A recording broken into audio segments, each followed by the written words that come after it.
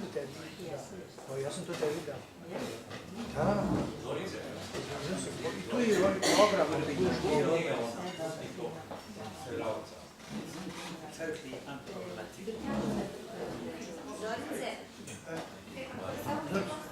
Zorice, krećemo sada. Grao je straži da se prevodi, ali ja sam to. Evo, prevodilac je tu. Dobro. Što se tiče prevođenja, ili će samo da je da prevodi... To ne treba sa ovom mesta. Bolje svi ima. Stavit ću posle.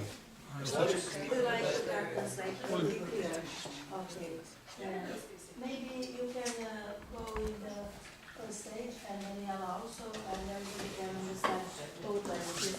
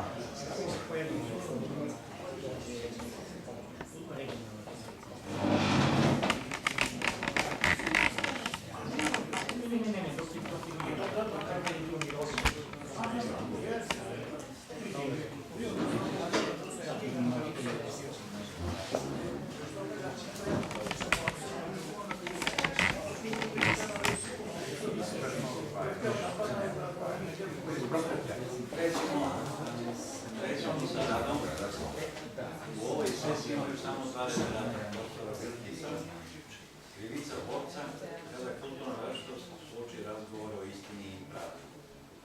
To će biti vjerojatno nekom skraćenom izdanju, a i on će možda i prevesti.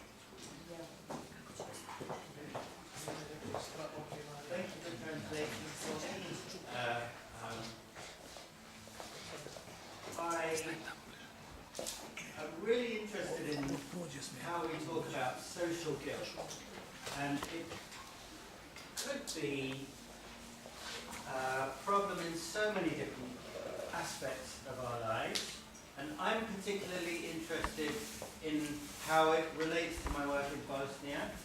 But today, what I want to speak about is what I will also be speaking about later in the week in Belgrade Military Academy about the guilt of a soldier.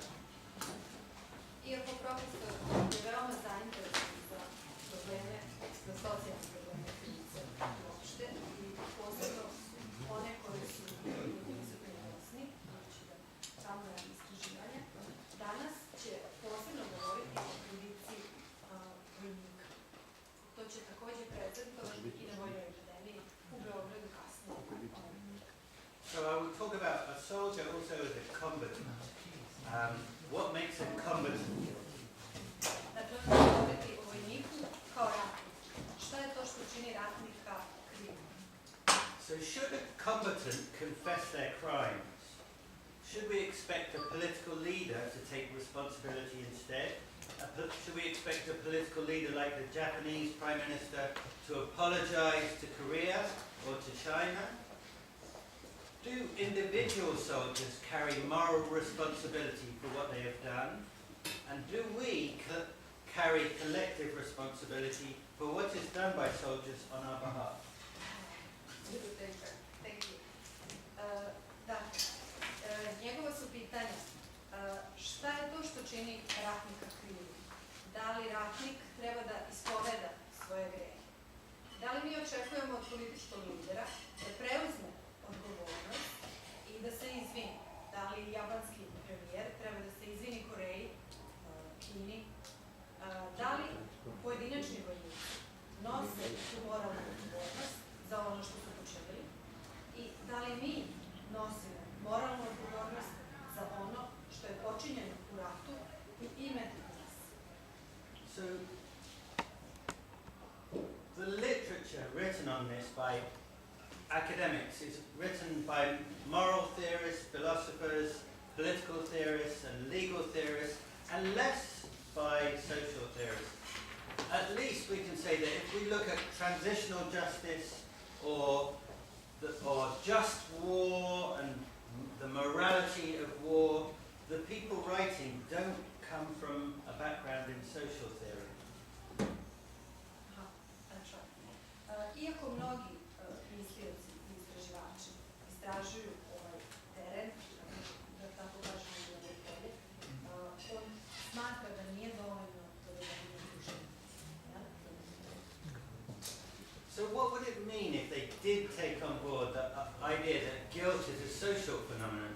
I have two different ways of framing this based on my understanding of where the sociological literature is.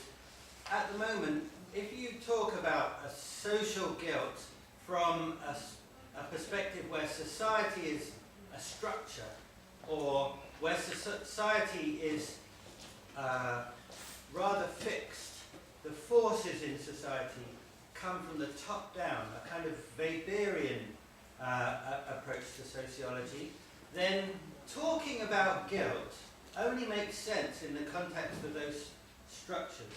Or if you're Foucault, talking about guilt, confessing guilt, is all about power. Profesor ima dva pristupa objašnjavanju ovog problema. Jedan bi bio Weberovski, ukoliko se društvo posmatra kao struktura, gde sile deluju od ozgo na dole i primoravaju pojedince na delovanje, taj nekakav izgled društva bio bi odgovarao bi nekog Weberovskom objašnjenju. I drugi bi bio Foucault, which is... For Foucault, everything is about power. Gde se sve svodi na moć. So, in that, the alternative possibility is that society is more about us, that we are able to do something, and that the structures which exist, the structures of society, are not the whole of society. So, talking about guilt, confessing guilt, can make a real difference. Također postoji moment da mi možemo ugraditi nešto kao sastavni deo društva i na taj način doprineti da strukture koje naravno postoje, delovi društva iznad nas, mogu da se menjaju. Dakle, priznavanje krivice sigurno doprinosi tome. And I feel that the literature misses that second approach. What it does is gives us an understanding of war as a social phenomenon with social boundaries and social rituals, social burdens that are placed on a soldier who is a sacrifice, and that's understood in a social way. Those social boundaries are very much understood from the top down, but somebody who wants to promote truth and reconciliation or confession of guilt, they tend to rely on assertion and on individual morality and what is right. And to my mind, this works in some societies and in some cultures, and it wouldn't work in others. Prema njegovom razumevanju, literatura uveliko propušta da sagleda celinu ovog problema. Rat je nametnut kao jedna društvena pojava koja ima sopstvenu funkciju, sopstvene granice, sopstvene razloge, takođe koja tereti vojnika obavezom prema društvu, prema zemlji, prema već pravilima koji ga očekuju, tako da je vojnik prepun tih pritisaka na sebe. No, jasno je kako deluje ta struktura od ozgo na dole, ali nije jasno šta se dešava zapravo sa istinom pomirenja, sa ispovedanjem vojnika, kako se oni osjećaju. Postoje društva u kojima je to možda lakše vidljivo ili prisutno. So now I'd like to give you an example contrasting ancient Greece and Serbia with the United States.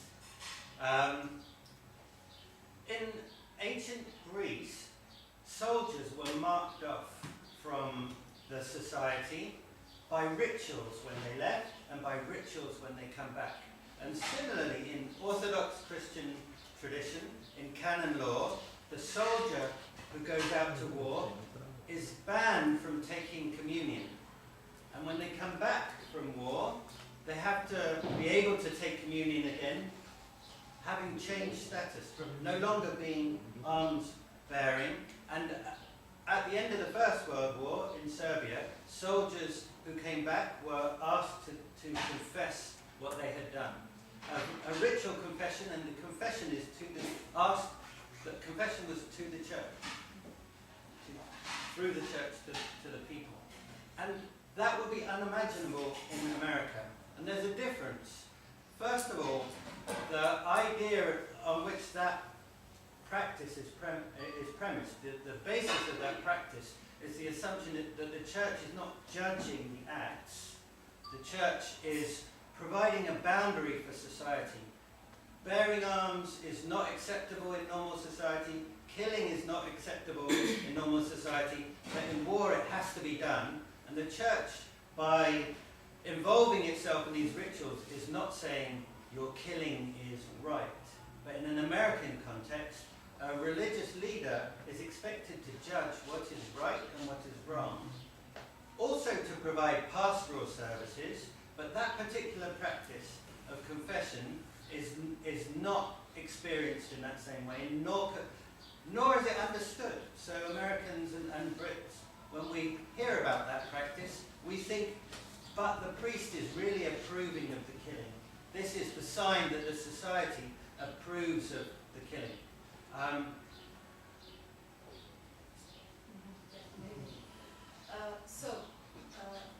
Da ilustruje svoju pojentu, profesor je dao primjer, slobodno pomozite, koje je čuo sve, drevne Grčke i Srbije sa jedne strane i Sjedinjenih Američkih Država sa druge.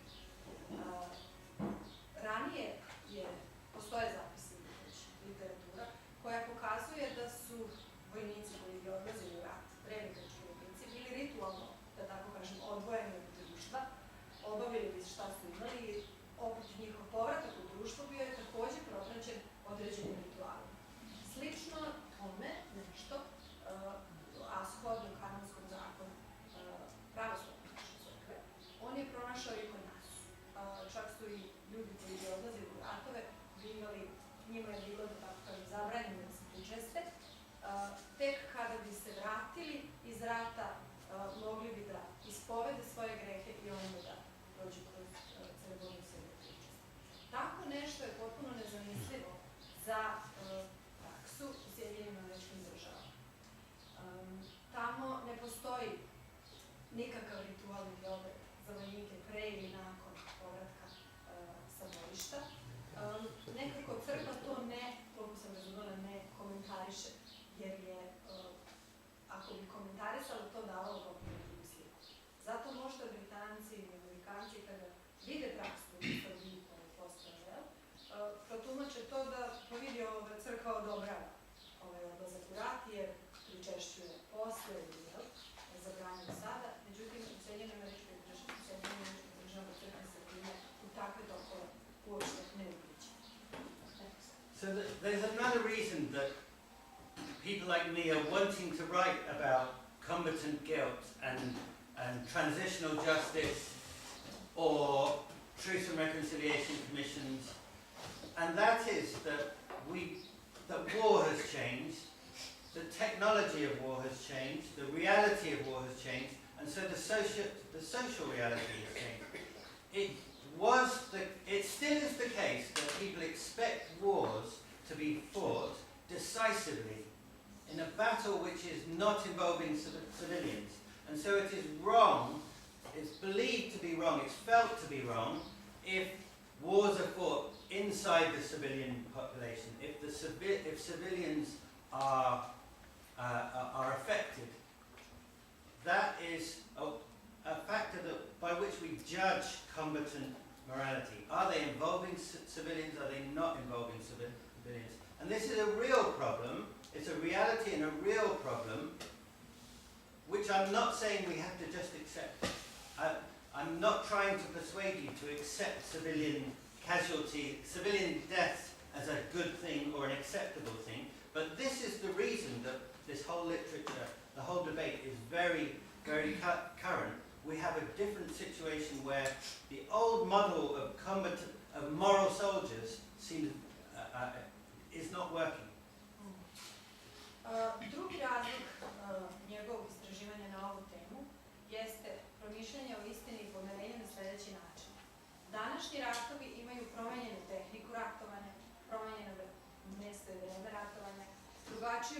realnost drugačije i društvena situacija u ratu. Tako da, iako se smatra da se ratovi trebaju vojevati odlučno u bitkama, takođe se smatra da ne treba uopšte da civili budu upleteni u samu tu priču. Pa, naravno, shodno tome, smatra se pogrešnim prisustvo civila ili pogođenost civila ratnim pohodima. Upravo to pitanje, da li u nekom ratu ima ili nema civila, je suštinsko pitanje ove debate i debate o krivici. I to je taj kontrast u odnosu na stari model koji možda civili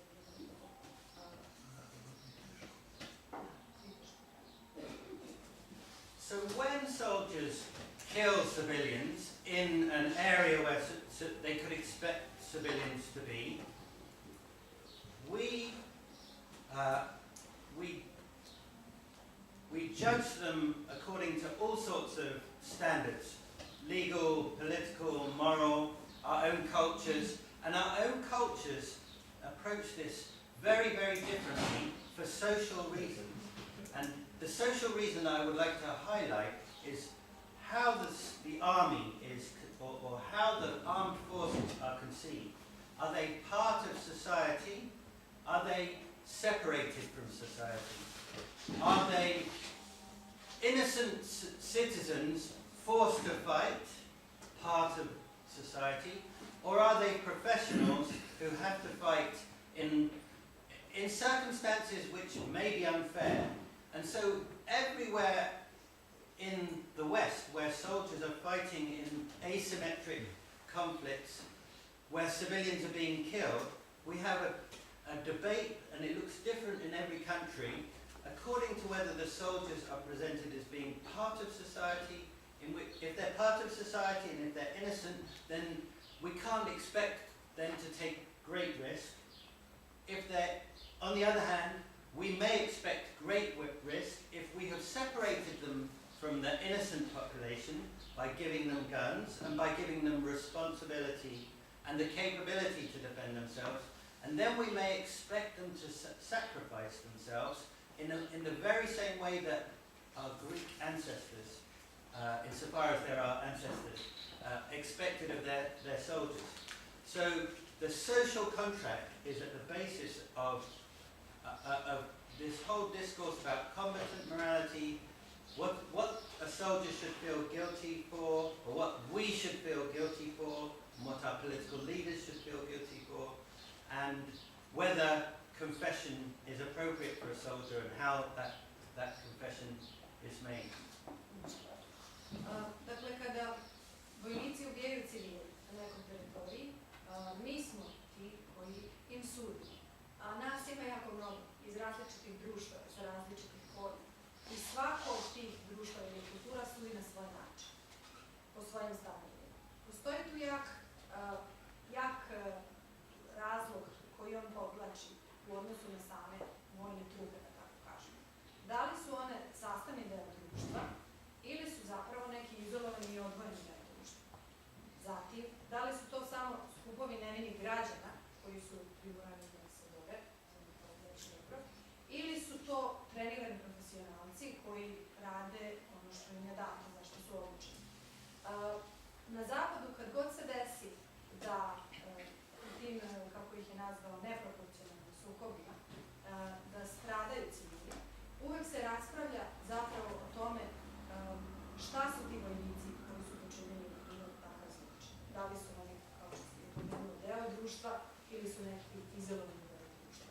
Ishodno tome se onda pokušava oceniti njihov krivicu i odgovornost. Ukoliko su nevini deo društva, sastavni deo društva, možda onda, veruje se, ne očekujemo jako veliki rizik po civilno stanovništvo. Međutim, ukoliko se radi o izolovanom sloju profesionalaca, i rizik je daleko veći, jer se može čak očekivati od njih da se slično drevnim starim Grcima potpuno žrtvuju za cilj koga zastupaju. Tako da je to su ta glavna pitanja kada se govori o vojnicima, o odgovornosti njihovoj i krivici vojnika, lidera i društvenog programa. So the last point that I want to offer is about what this means for the way we see social guilt, and for the way that we do sociology when we think about these problems and when we work on these problems. So we have very different situations where, some of which where a Truth and Reconciliation Commission seems to work culturally, some of which they don't seem to work in or don't seem to appear in culturally, some situations where a soldier is expected to confess to a chaplain, in some situations that would be unimaginable. And as sociologists, we can frame things in that top-down way or the bottom-up way, and maybe we need a bit of both, but it's easiest to fall back on generalizations that are top-down, and then we might expect, for instance, a Truth and Reconciliation Commission to come together, and Archbishop Tutu will assert what the truth is, and he will create a confrontation, and that will be the right way of dealing with the structure of society, with the structural dimension of what society needs to do to change, to move on, even if it's not right for every victim or not right for every perpetrator. On the other hand, if we work on a lower level, focusing on how people engage, on engagement, and on how people relate, and if we expect a Truth and Reconciliation Commission to model relationship, then power becomes a real problem, and the sociology of power can't be the full part of the story. It has to be there, but we need something more to describe, even to describe why something works in one context and might not work in another. Thank you. Dakle, o čemu je poslednja poenta koju on želeo da postavi jeste šta to znači za naš pogled na društvenu krivicu, sve ovo o čemu je govorio. Postoje modeli ili situacije u kojima vidimo da ta diskusija o istini i pomirenju funkcioniše i one u kojima ona ne funkcioniše. Neki slučajevi gde se od vojnika očekuje da se ispovedaju i neki u kojima je to potpuno nezamislivo. Kao sociolozi mi možemo posmatrati strukturu ove problematike od ozgo na dole ili od ozgo na gore. Smatra on, možda je lakše generalizovati od ozgo na dole. Tada bi to značilo sledeće, da biskup i već neko iz sukobljene strane obznani šta to istina jeste, da izazove ili ugovori neko suočavanje, konfrontaciju, gde bi se možda sukobljene strane dogovorile o tome šta je istina i šta je pomirenje, pa bi to možda moglo funkcionisati, doduše napominje, ne za svaku žrtvu podjednako, niti za svakog počinitelja u istoj meri. Sa druge strane, ukoliko se uzme pristup od ozgo na gore, posmatra se angažovanje onih koji su počinili nešto loše. I kada se govori o istini i pomirenju, bitni su odnosi. Moć se definitivno u tom aspektu pokazuje kao nešto što je ključno, međutim po njemu moć nije to što je jedino prisutno i u takvom smatranju. Potrebno je tu još analize i još Zahvaljujem profesoru Wilkesu i otvorimo raspravu. Pitanja, razrešenja, posljednje. Yeah. Evo, First, I really have to admire your bravery for having entered the ring and wrestle, because that's a literal wrestling with such a risky theme. What you said, based on theory and some data that you came across, I could illustrate as a Serbian Orthodox priest ministering in America to a parish which is mostly, almost 90%, comprised of the so-called old-timers, which means the babies which I'm baptizing now are the babies from the 4th or even 5th American-born generation. So, on one side, I see more and more the people, the seniors, who finally got the strength to come to the confession in order to confess what they did in Vietnam years and years ago. And thank God for that, because that becomes a relief for them, at least towards the very end of their life. On the other side, what are we going to do with a huge number of those who do not have such outlet? Because the fact is, based on the statistics from 2013, that every 20 minutes, one veteran in the US commits suicide. Every 20 minutes. So that means 3 per hour. So that means what? 72 a day. 72 a day veterans that commit suicide. So thank you that you and I just have one question. The only thing which, if I may, which I missed, was a difference between aggressive wars and defensive wars. And would you say more about that? No, I would like I would like you to elaborate.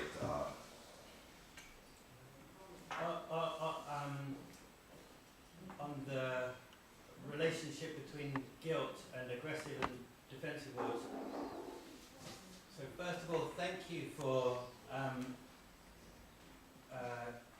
kindly noticing my ambition or arrogance or risk in. I think that I have reasons that I believe that we should talk about these things, and that I'm willing to take risks in order to do that, and I'm willing to get and I'm looking forward for people to tell me where I'm wrong. And of course, in such a short time, I could just throw out an argument, really. I'm really more interested in promoting discussion rather than, and then I will go to sleep knowing that I haven't kept the lid on things. An aggressive war is illegal now.